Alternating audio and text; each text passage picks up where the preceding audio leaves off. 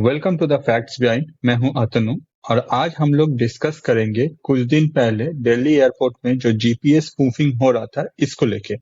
कुछ दिन पहले ये जीपीएस स्पूफिंग हुआ है, इसका जितना भी रिपोर्ट्स था ये आने में कुछ टाइम लगा, इसलिए आज हम लोग ये एपिसोड बना रहे हैं।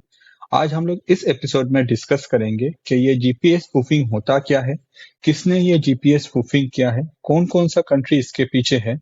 ये करने से आगे जाके उन लोगों का क्या फायदा है, इन फ्यूचर अगर ये नेक्स्ट लेवल पे होता है तो इंडिया का क्या क्या प्रॉब्लम हो सकता है। ऑन द अदर साइड अगर ऐसा ही प्रॉब्लम है, इस जानने के बाद इंडियन गवर्नमेंट अपने तरफ से क्या स्टेप ले रहा है, या फिर इंडियन गवर्नमेंट अपने तरफ से ये कम्प्लीटली ये जो जीपीएस स्पूफिंग को हैंडल करने के लिए क्या सिक्योर वे ढूंढ के निकाला है जिसके वजह से आगे जाके इंडिया को ये प्रॉब्लम झेलना नहीं पड़े। ऑन द अदर साइड जो भी ये कुछ कर रहा है उन लोगों को और भी मेजर कुछ प्रॉब्लम क्रिएट हो, सारा कुछ आज इसी एपिसोड में आज हम लोग डिस्कस करेंगे। तो पहले जानते हैं जीपीएस स्पूफिंग है क्या।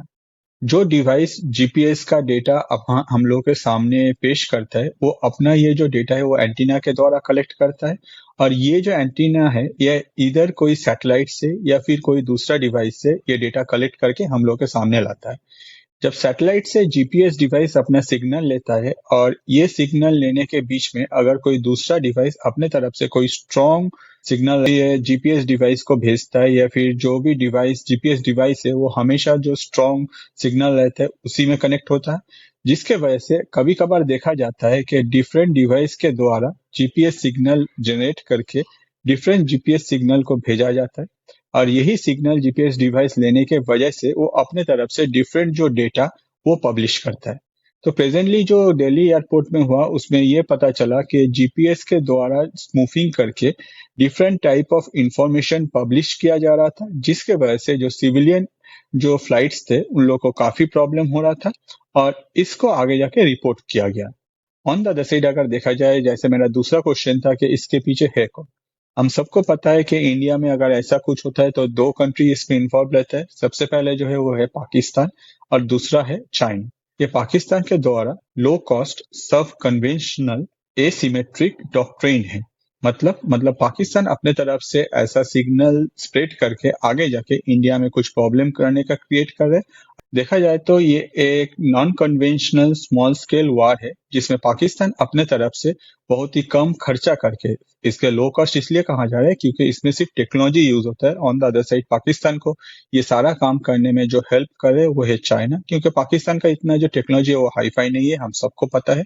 On the other side Pakistan अपने तरफ से सिर्फ टेक्नोलॉजिकल वार जो है उसी का एक पार्ट इसमें अपने तरफ से इंक्लूड कर रहे, जिसके वजह से वो जीपीएस स्पूफिंग कर रहे थे दिल्ली एयरपोर्ट में। अब जानते हैं कि पाकिस्तान ये कैसे कर रहा था। पाकिस्तान अपने तरफ से पहले ये स्टडीज किया है कि जीपीएस का जो डेटा है वो जब ट्रांसमिट होता है तो उनका क्या वेवलेंथ रहता है या फिर उनका क्या फ्रीक्वेंसी रहता है, और उस हिसाब से वो अपने तरफ से जो अदर डिवाइसेस है उन लोगों को प्रोग्रामिंग किया है। और यही डिवाइस के द्वारा क्या हो रहा है, एक हेवी सिग्नल या फिर स्ट्रॉन्ग सिग्नल जो है वो जनरेट किया जा रहा है, जिसमें नो डाउट जो ओरिजिनल डेटा है उसको अपने तरफ से वो मैनिपुलेट कर रहे हैं। और यही डेटा जब जीपीएस डिवाइस के सामने आ रहा है, इंस्टेड ऑफ जीपीएस डिवाइस का जो एंटीना है जो इधर रैडर से या फिर सैटेलाइट से वो डेटा अपने तरफ से कनेक्ट होने का कोशिश करता है, at that point of time जो स्ट्रॉन्ग सिग्नल मिल रहा है उन लोगों को वो उसी में कनेक्ट हो रहा है, और कनेक्ट होने के वजह से as per the manipulated data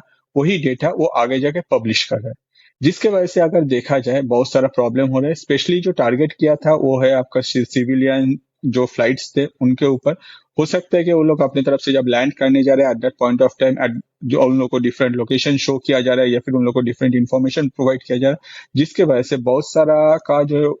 accident है वो होने का चांसेस जो है वो काफी बढ़ जाता है। सिर्फ यही नहीं,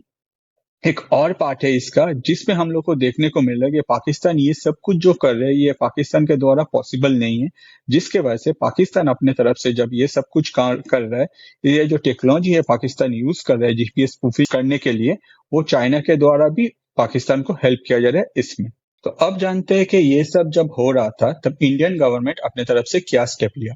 इंडियन गवर्नमेंट के RNAW मतलब रिसर्च एंड एनालिटिक्स विंग्स के अंदर NTRO बोल के एक संस्था है जो अपने तरफ से ये जो जीपीएस स्पूफिंग हो रहा था इसको अच्छी तरह से एनालिस किया है, और एनालिसिस करने के बाद वो अपने तरफ से एक रिपोर्ट निकाला है। जो रिपोर्ट वो अपने तरफ से पीएमओ में सबमिट किया है। इस रिपोर्ट में एनटीआरओ का कहना है कि पाकिस्तान अपने तरफ से क्रॉस डोमेन डिसरप्शन कर रहा है, जिसमें वो अपने तरफ से 3 टारगेट लिया है। पहला है साइबर वॉर, दूसरा है इलेक्ट्रोमैग्नेटिक वॉर और तीसरा है प्रोपेगेंडा वॉर। पाकिस्तान अपने तरफ से ये तीनों वे को चूज किया है इंडिया के अगेंस्ट में आगे जाके डिसरप्शन फैलाने के लिए। और ये जो रिपोर्ट है ये एनटीआरओ के द्वारा पीओमओ में ऑलरेडी सबमिट कर दिया गया है। तो अब जो क्वेश्चन अराइज करता है कि पाकिस्तान कैसे ये सब कुछ किया, इसके पीछे पाकिस्तान का क्या इंफ्रास्ट्रक्चर है या फिर पाकिस्तान ऐसे कैसे किया। पाकिस्तान के 2 यूनिट इसमें इन्वॉल्व है, जिसमें Pakistan army signal intelligence unit, साथ ही साथ आईएसआई के अंदर जेएसआईबी जॉइंट सिग्नल इंटेलिजेंस ब्यूरो, वो भी इसमें इन्वॉल्व है। ये दोनों मिलकर ये पूरा काम को अंजाम दिया है। और नो डाउट अगर इस काम में किसी कोई कंट्री पाकिस्तान को सबसे हेल्प किया है वो है चाइना, और उनका जो टेक्नोलॉजिकल पावर है वो। ये टीम ने जो बॉर्डर एरिया है उस एरिया में अपने तरफ से जो इंडियन सैटेलाइट से, उन सैटेलाइट से जो सिग्नल आता है उनको काफी दिनों से ऑब्जर्व किया है। और उसके बाद वो लोग अपने तरफ से जो बॉर्डर एरिया है, अगर देखा जाए सियालकोट, भवलपुर, इन सब एरियाज में वो लोग अपने तरफ से कुछ ट्रक को डिप्लॉय किया है। ये सारे जो ट्रक है, ये सारे ट्रक के अंदर ये लोग अपने तरफ से ट्रांसमीटर एस्टेब्लिश किया है, और जो ट्रांसमीटर अपने तरफ से जो सिग्नल से वो जनरेट करता है। आगे जाके ये लोग अपने तरफ से जो इंडियन सिग्नल से बॉर्डर एरिया में जो सर्विलेंस होता है वो सारे सिग्नल्स को रिकॉर्ड करके उन लोगों का जो भी वेव लेंथ है या फिर जो भी डिटेल्स है उसको अपने तरफ से डिकोड करके वही सेम सिग्नल्स को ये लोग अपने तरफ से मैनिपुलेट करके और भी ज्यादा स्ट्रॉन्ग वहां से जनरेट कर रहे हैं, जिसके वजह से जो जीपीएस डिवाइसेस है वो अपने तरफ से वो सिग्नल को कैच करे। आगे जाके उसी सिग्नल के बेसिस में अगर इंडियन गवर्नमेंट अपने तरफ से कुछ स्टेप लेता है तो इंडियन गवर्नमेंट को जो प्रॉब्लम है वो फेस करना पड़ता है, जिसके वजह से ये जो टेक्निक है ये पाकिस्तान अपने तरफ से अभी के लिए सोच रहा है कि वो लोग बहुत ही सक्सेसफुल है, और वो लोग अपने तरफ से दिल्ली के जो एयरपोर्ट है उसके ऊपर भी ऐसा ही टेक्निक वो लोग यूज किया है जीपीएस स्पूफिंग के द्वारा। तो देखा जाए जो मेजर प्रॉब्लम है वो है नेविगेशन इंटीग्रिटी, जिसमें अगर हम लोग देखें कि इंडियन गवर्नमेंट जब भी अपने तरफ से जीपीएस को यूज करके कोई भी काम करेगा, चाहे वो जो सिविलियन फ्लाइट से वो भी अगर फ्लाई करते हैं, at that point of time Indian government को प्रॉब्लम हो सकता है। इसके अलावा भी अगर हम लोग देखें, अगर आने वाले दिनों में पाकिस्तान इसमें और भी अपने तरफ से ग्रो करे तो at that point of time हो सकता है कि वो इंडिया के जो मिलिट्री पार्ट जिसमें जीपीएस यूज होता है उसको भी स्पूफिंग करने का कोशिश करे, जिससे आगे जाके अगर इंडिया अपने तरफ से कभी भी कोई ड्रोन भेजता है, कोई मिसाइल्स भेजता है, या फिर इंडियन फाइटर जेट अगर कभी भी जीपीएस को फॉलो करके अपने तरफ से कोई टारगेट को हिट करने का कोशिश करता है, तो हो सकता है कि जीपीएस स्पूफिंग के द्वारा वो जो लोकेशन है उसको चेंज कर दे, आगे जाके इंडिया में ही वो ड्रोन गिर जाए या फिर कुछ प्रॉब्लम मेजर हो सकता है।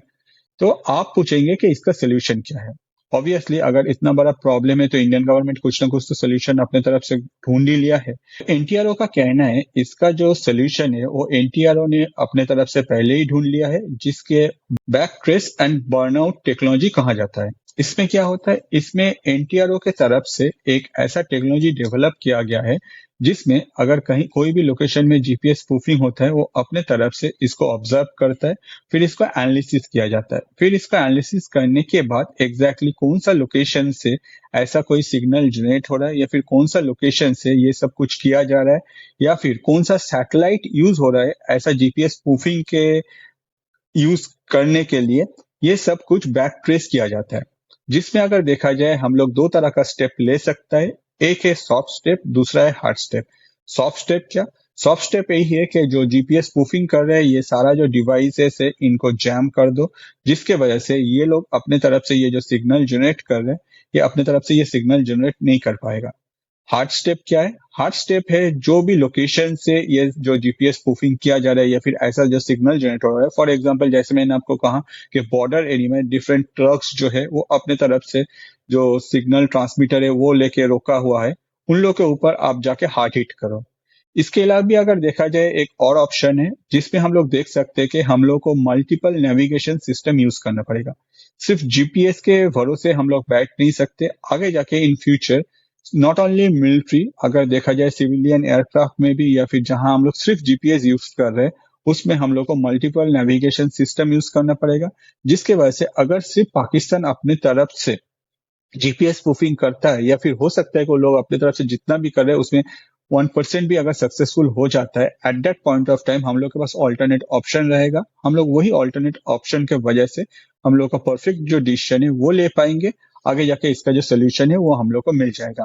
On the other side, Indian government अगर हार्ड हिट करता है जाके जहां से ये जीपीएस स्पूफिंग हो रहा है या फिर जो भी सैटेलाइट यूज हो रहा है उन लोगों को डिस्ट्रॉय करना, एग्जैक्टली सैटेलाइट को तो डिस्ट्रॉय नहीं किया जा सकता इतना easily. On the other side अगर देखा जाए उन लोगों को जैम करना या फिर जो डिवाइस जो ट्रांसमीटर ये ऐसा सिग्नल जनरेट कर रहा है उन लोगों को डिस्ट्रॉय करना, अगर ऐसा करता है तो नो डाउट इसमें हम लोग को कुछ सोल्यूशन देखने को मिलेगा। मगर जैसे मैंने कहा कि अगर देखा जाए जो ये एसिमेट्रिक वार है ये काफी लो कॉस्ट है, जिसके वजह से आगे जाके अगर हार्ड हिट करने का कोई प्लानिंग होता है या फिर ऐसा कुछ होता है तो इसमें कॉस्टिंग जो है वो बढ़ जाता है। अगर इंडियन गवर्नमेंट क्या करेगा या फिर इंडियन गवर्नमेंट का फ्यूचर क्या स्टेप है वो नो डाउट अभी डिस्क्लोज नहीं हुआ। होपफुली आपको ये जो जीपीएस स्पूफिंग का एपिसोड था या फिर पाकिस्तान का लो कॉस्ट सब कन्वेंशनल एसिमेट्रिक जो वार स्ट्रेटजी है ये आपको समझ में आ गया। होपफुली ये वीडियो आपको अच्छा लगा। अगर आपको ये वीडियो अच्छा लगा तो प्लीज आप हम लोग का यूट्यूब जो चैनल है द फैक्ट्स बिहाइंड, साथ ही साथ Facebook page the facts behind को आप सब्सक्राइब और फॉलो कर सकते हैं। वीडियो आज इतने ही, नेक्स्ट वीडियो लेके मैं फिर से हाजिर हो जाऊंगा। वीडियो एंड तक देखने के लिए आप सबको मेरे तरफ से बहुत सारा धन्यवाद।